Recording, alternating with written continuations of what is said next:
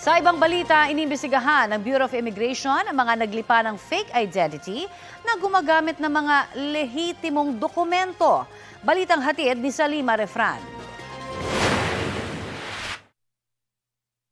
Dalawang valid passport pero iisang pangalan ang iniimbestigahan ngayon ng Bureau of Immigration. Dahil sa data privacy, hindi na ipapakita ang pangalan ng passport. Pero parehong-pareho ang pangalan, pati araw, taon at lugar ng kapanganakan na nakalagay sa mga ito. Ang pinagkaiba lang, ang mga litrato sa passport. Ang isa, sa OFW na pa Saudi Arabia sana nitong nakaraang linggo.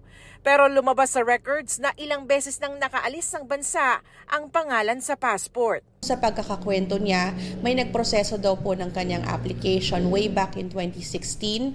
Binigay niya po lahat ng detalye, yun din po ang kumuha ng kanyang birth certificates and all the documents po. Ngunit hindi niya itinuloy yung pagbiyahe. Yun lamang po mukhang nagamit yung identity niya ng ibang tao upang umalis po as OFW.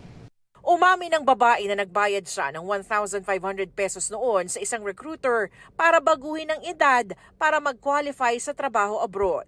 Kinuhanan na siya ng salaysay. Habang nasa abroad pa ang kapareho niya ng identity at isa sa ilalim sa investigasyon. Ayon sa Bureau of Immigration, nakababahala na raw ang paglipanan ng fake identities gamit ang valid Philippine documents na minsan nagagamit pa ng mga banyaga. Nakakabahala po talaga yung pagkakaroon ng mga original documents ng mga individual na hindi naman po Pilipino. It's very difficult to intercept cases like this because they have all the complete documents. Kompleto po yan, ultimo birth certificate, meron sila, lahat po ng clearances meron sila, even NBI clearance minsan nakakakuha po sila. But at the end of the day po, hindi pala sila yon. There's a different person owning that identity. Salima Refran, nagbabalita para sa GMA Integrated News.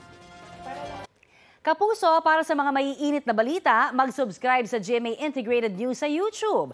Sa mga kapuso naman abroad, subaybayan nyo kami sa GMA Pinoy TV at sa www.gmanews.tv.